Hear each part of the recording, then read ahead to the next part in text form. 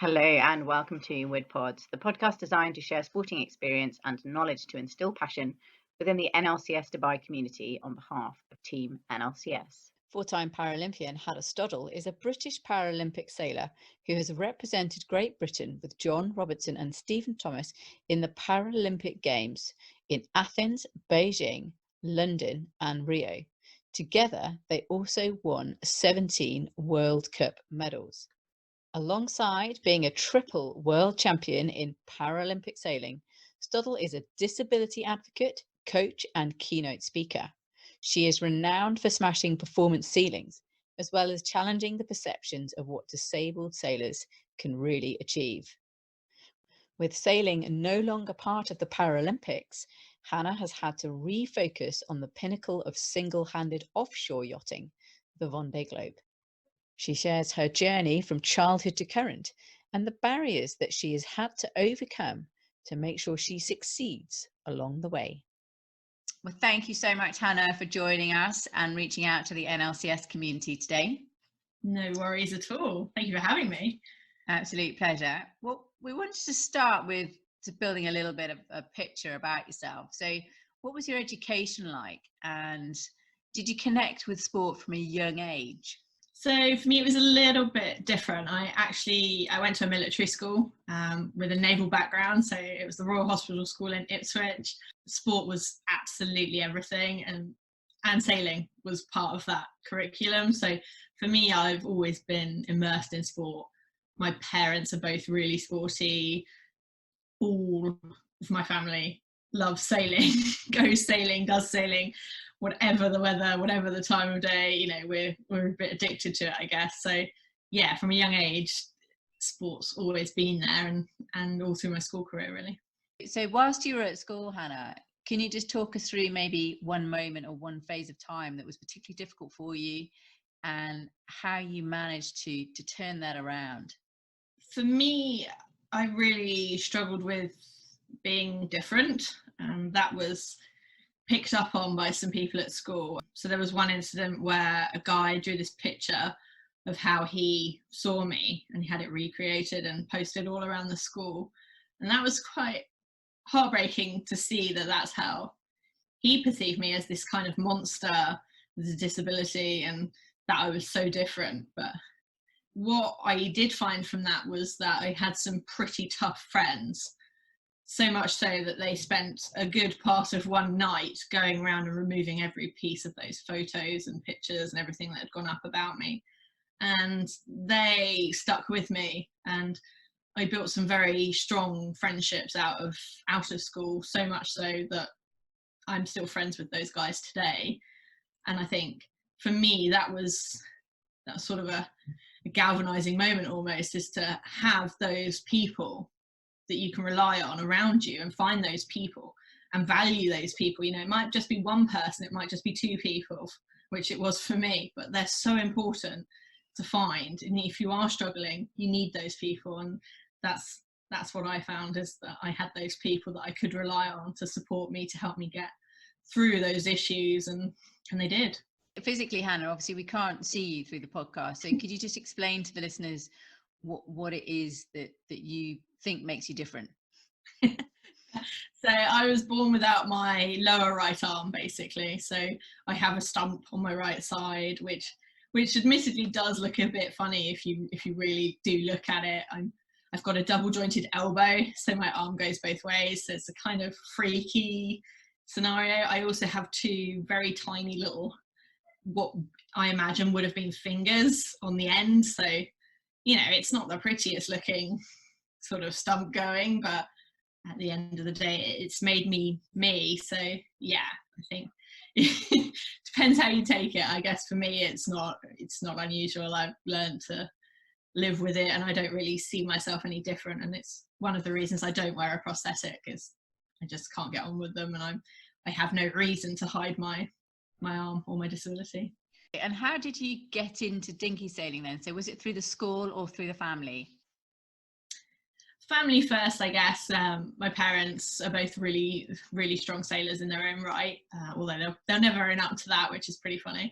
My dad world level racing and the 505 and the Hornet and all the old school boats. And my mum actually campaigned for the Olympics herself. So they're both pretty much an attitude of get in the boat and let's go sailing.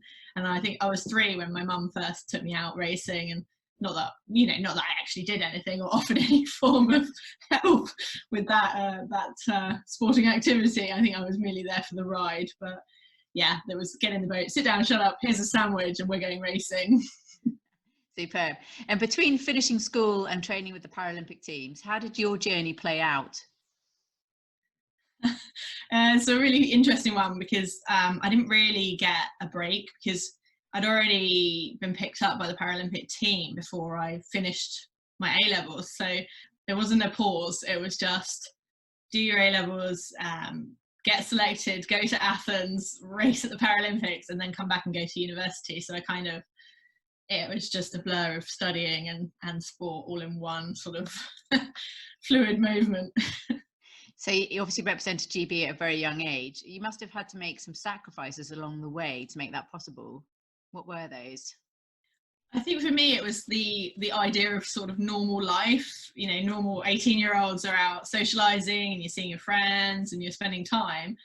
Whereas for me, it was, what regatta am I going to next? I'm getting on a plane, I'm driving somewhere to go training, or I'm at regattas and I'm competing and I'm racing.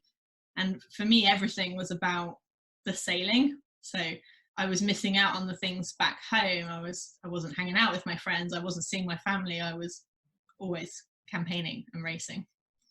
And over 16 years with John Robertson and Stephen Thomas, you won the World Championships 3 times, 17 World Cup medals, and you competed in 4 Olympics. That's Athens, Beijing, London, and Rio. Can you talk me through some of the highlights during this very impressive period of time? Yeah, it was a bit of a journey. We were together 16 years, and it was that was one of our greatest strengths as a team, was that we were together for that long. You'd go to regattas and you'd see teams with different crew members all of a sudden because they've fallen out, there's been an argument or something. Whereas for us, it was just part of the journey, to stick together through thick and thin. We believed in loyalty and trust above all else. There was nothing, even if you'd had a bad day, you'd trashed a world championship, you'd not got the result you wanted, we still supported each other and went through it together. So I think, yeah, we had some highlights. Winning medals is amazing, it's great, don't get me wrong. But actually, for me, the highlight of everything is kind of what I learned about teamwork and building a framework of support around you, and what that looks like when it's really functioning well. So I think for me, that was the most powerful thing I could take away from 16 years, was how a really well-run team looks and what that means moving forward. Within that Paralympic setting, you obviously had very different teammates with different physical needs. So how did you work together, and how did you adjust your training and your sailing to cope with those different physical needs?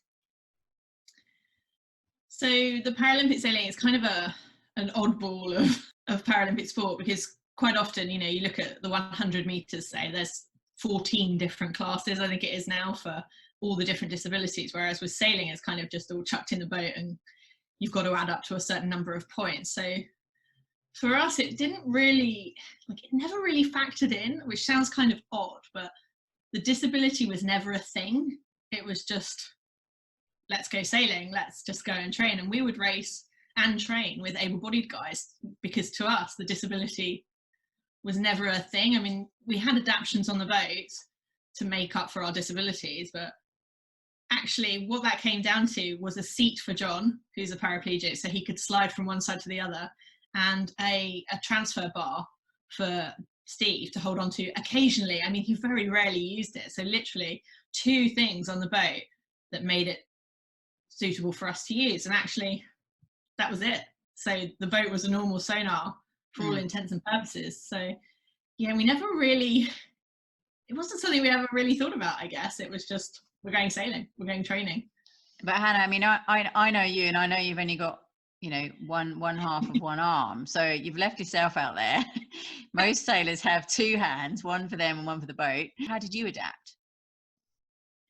I think I'm super fortunate that I was born with my disability, whereas I think if you lose a limb or you become disabled later in life, it's a lot harder. So for me, like, it sounds really odd, but like from day to day, I feel level. Like, even though one of my arms is obviously considerably shorter than the other one, I'm kind of level, and my body's learned to adapt to that. And there's actually like really few things I can't do. Like, I can grip a rope, I can transfer normally, I can race and sail normally, but you know, some things when I've seen you sail, sometimes you use your teeth to hold the rope.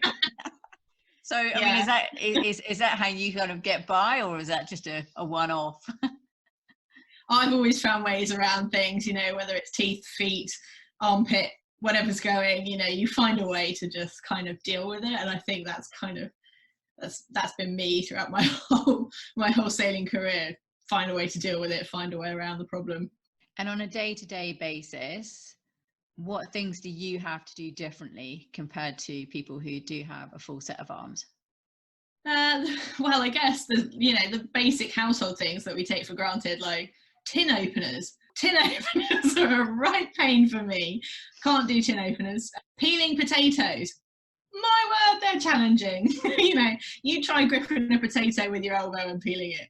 It's next to impossible. Shoelaces, another fun one.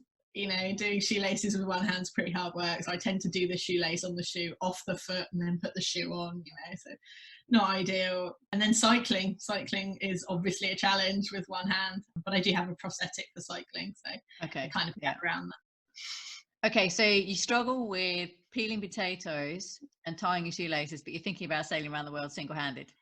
Yes, it's kind of become the catchphrase, you know, sailing around the world but can't open a tin. You know, it's kind of, it sums me up, you know. I can't open a tin unless it's one of those really easy ones with like the ring top thing. Ring pull, that's all you need. Problem solved. Problem solved.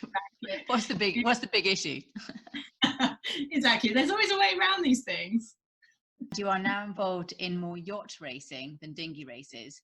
A few years ago, we met on the start line of the Round Britain and Ireland event, which is a non-stop race around the British Isles. What was the aim of you moving to offshore racing, and what barriers have you had to overcome moving into this different area of sailing? So for me, the offshore sailing has always been a bit of an aim of mine. In 1998, it would have been, I won the Young Sailor of the Year award, which was the same year that Ellen MacArthur won the Yachtsman of the Year award. That kind of threw us together, and we ended up doing the Round the Island race together on her massive trimaran, which was epic. And I remember being on the trampoline with her, and what struck me most about her wasn't the racing attitude. It wasn't anything to do with the race we were involved in. It was the sheer joy she took from the sailing and the sense of freedom that it gave her.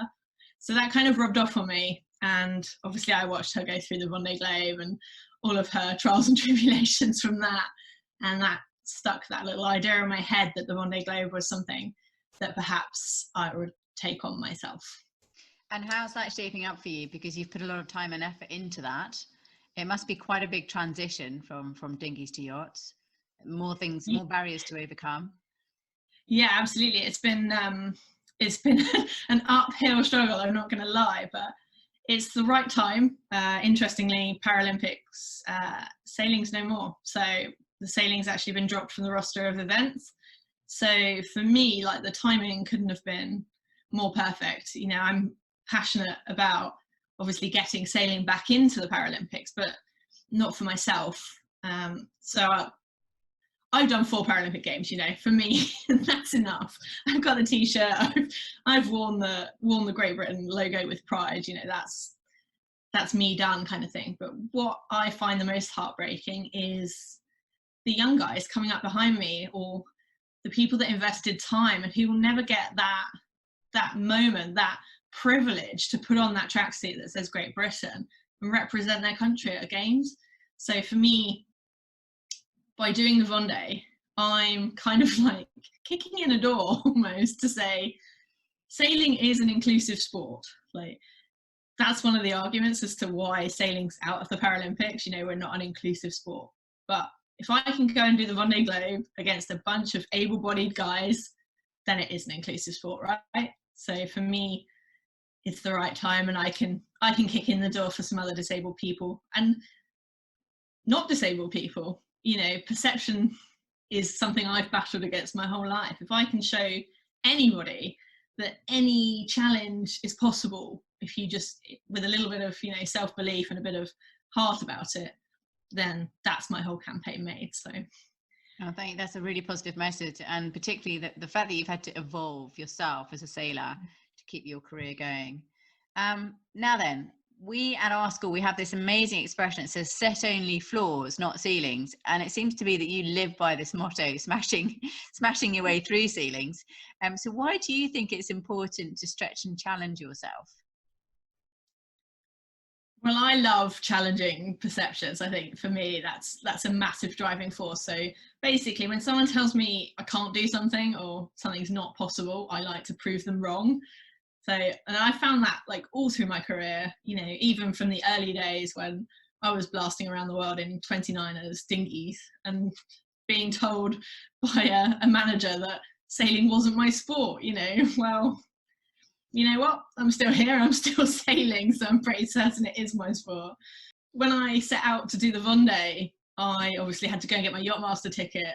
I went to a sailing school only to be told that disabled people couldn't hold on to a boat. So how would I pass my yachtmaster? Which it's just ludicrous, you know, people are very quick to judge, and I like to not judge people. I prefer attitude over everything. So for me, it's like about challenging those perceptions and proving that anything really is possible. Now, for the listeners, they may not know what Vendee is. So Vendee is Vendee Globe. Can you talk us through a little bit about that one? Yeah, so the Vendee Globe is a 24,000 nautical mile yacht race where you come out of France and you turn left and you go around the bottom of the globe all the way around without stopping, without any help, until you find France again, basically. So for the non-sailors out there, it's an epic Everest challenge. It's nicknamed the Everest of the Seas for a reason. It is the ultimate in offshore racing, basically. And how many times has it happened before, and how often does it happen, and how many boats do you tend to have in this type of race? So the Vendee is a 4-year cycle race. So every 4 years, around 30 boats is the limit. So the Vendee organisation actually set a limit because obviously they don't want to launch a huge number of boats to send themselves around the world. So 30 is the limit. And yeah, every 4 years. So the next race is this year in 2020, November. So. And what percentage of girls and boys, you know, within the crew mix there? So I think right now it's 134 sailors have done the Vendee Globe. Yeah. And only 7 of them have been women. Tell us a little bit about the Hannah Stodel racing. So Hannah Stodel Racing is basically a platform I set up to run a Vendee Globe campaign. So it's basically my race team. So that includes myself. I have a boat builder, although he doesn't like to be called a boat builder because he's technically a composites engineer, I think is the technical term for that. I also have some lovely people behind the scenes who help me with things like media and run logistics of the program and keep me in the right place at the right time. And I also have some guys that help with the boat and move the boat from place to place, but also they then form part of the crew if I do any crewed racing. So. Okay, so you recently did a TED talk. Why was it important for you to do that? So aside from sailing, obviously, which is my main hobby, I decided that I wanted to leave my job, and obviously I had to have a job because you have to have an income. So I had a normal day-to-day job, and I decided that I wanted to leave that and I wanted to focus full-time on sailing. Of course, that's pretty difficult, right? To earn a living from just sailing is pretty hard. So I set myself up doing leadership and development training as well as motivational speaking. So the TED talk kind of came around as me challenging myself more than anything, because whilst I love coaching and I love the leadership work that I do, the speaking was always a weak point for me. I was always terrified to get up on stage and give a talk. So with my coach, Annie, we decided that TED would be a good stepping stone. So we set me the challenge of getting to TED and talking at TED. So that's how that came about. Out of your comfort zone into your stretch zone straight away. Oh, yes. It also seems to be that you're involved in a lot of charity work. I saw you at the non-stop 24-hour race when you were doing some work with sailability there in Hong Kong. And I remember how you inspired certainly the students that I was working with at the time. You know, they found sailing hard enough on that race with two arms, and you've got one. And it was very, very powerful for those students, not just who were there, but also the spectators. Can you talk us through some of the charities that you are involved with now and how important this work is to you? Yeah, absolutely.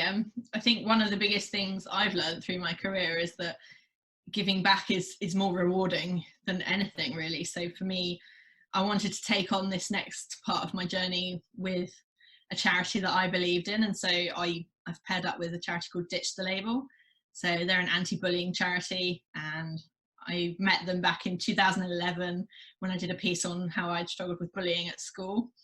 And yeah, I'm inspired by their work every day. They have some amazing resources for people that are struggling with bullying, and just an amazing community, which is really, really cool, and something I wish I had when I was at school. So yeah, Ditch the Label are really important to me, but I also do a lot of work with lots of charities, really, because I like giving my time to people and I like supporting people. So I work with the Nelson's Coastal Water Sports Trust, I work with Autism on the Water, I work with blind sailing, I work with canine partners, you name it. I try to help where I can, basically. Have you had any dealings with education establishments? Have you been into schools to help share your story? Yeah, so one of the things I like to do as part of my sort of giving back program is to go in to schools or colleges, universities, and teach health and wellbeing. So a basic circuit fitness class, and then some talk about mindfulness and our mindset and how that's super important each day, to start with the right mindset and what that looks like, and how to practice that, really. So, you know, all things that are really important to me and all things that have made a massive difference to my journey, you know, journaling, having a bit of gratitude each day, and starting each day with a positive thought. You know, I love teaching that and sharing that with people. So yeah, it's really important for me to get out into schools and to share that message. I think wellbeing is extremely topical at the moment, particularly with lockdown. Is there anything that you could share with your knowledge of wellbeing that might help the students? Yeah, absolutely. I mean, for me, I put aside minutes every morning to start the day with a positive thought. So that's one of the first things I do, is I reach for my book and I write down some positives for the day, or I write down my plan or things I've got to do, my jobs list. I'm a big journaler, so I've got notebooks on the go everywhere with my thoughts and ideas and squiggles and all sorts. So that I find really powerful. Routine. I'm a huge fan of routine, a little bit OCD, but you know, for me, it calms my anxiety. It really helps. And so I stick to my routine pretty much daily whilst we're in this lockdown. So mostly involves cleaning, admin, catching up, and then getting on my rather lovely Peloton bike and enjoying a cycle or two, and then some kind of body weight session or weight session in the afternoon, either in the garden or in the lounge, you know, depending on the weather. The biggest thing is, at the moment, judging yourself. I've been guilty of it. You know, you see your friends on social media or whatever, and they've suddenly become the world's fittest human, or they're baking banana bread or whatever it is. You know, they've learned 47 new languages all of a sudden, and you're like, I managed to get out of bed and get dressed. You know, we're really quick to judge ourselves. And for me, reminding myself that what I'm doing is enough and not to compare myself to others has been a really important part of the lockdown. You know, it doesn't matter that your friend has learned 47 languages and is suddenly the fittest human on earth. Do what's right for you and look after you. That's been the biggest thing. And what is on the horizon for you next? So interesting developments. So obviously lockdown has put the kibosh on any sailing at the moment. So that's been frustrating for me because obviously the weather's fabulous here in the UK at the moment, and I live right on the sea, so I can literally look out my window in the morning and wish I was out there sailing. But I'm making the best of it at the moment, so I'm training as much as I can, getting myself fit and ready for the season if and when that happens. But this year the main focus is being able to buy a boat. So for the last couple of years I've been chartering, which, whilst it's given me a platform to go racing and it's given me the opportunity to do all these races, it's really expensive. And the boat I've been using hasn't been the most reliable boat on planet Earth. So at the moment our focus is being able to buy a boat for me specifically, one that we can modify and adapt to suit me, and one that's ultimately reliable, because offshore sailing, the boat is kind of everything. So yeah, that's the focus for this year, is to get a boat. What has been the most enjoyable part of having a career in sport? I think for me it's the people. I love the team I have around me now. I've learned so much about a team, a support network, everything. And I think I've learned a lot about what's really important to me and my values and what that looks like. And so the journey has been the best bit, to be honest. I love winning medals at the end of the day. I love racing. I'm super competitive. I get on any boat and I want to do well. But whilst that's nice, I think the best bit has been the people I've met and the teams I've been part of, or been lucky to be a part of and raced with. And certainly now my team at Hannah Stodel Racing are just the best bunch of people to have around, although I can't see them at the moment. That support and that love is really important. So along this big sailing journey of yours, Hannah, you must have had some amazing sponsors and supporters. Yeah, absolutely. I mean, I'm really lucky. I've had some amazing supporters come on board. So HFW Law, Learning and Skill Solutions support me financially to get me to the start of a lot of races. Also supported by Helly Hansen. So I have some absolutely stunning sailing kit to wear and shore kit, and my team looks all snazzy in their Helly Hansen, so that's kind of cool. Have SunGod, who supply all my sunglasses.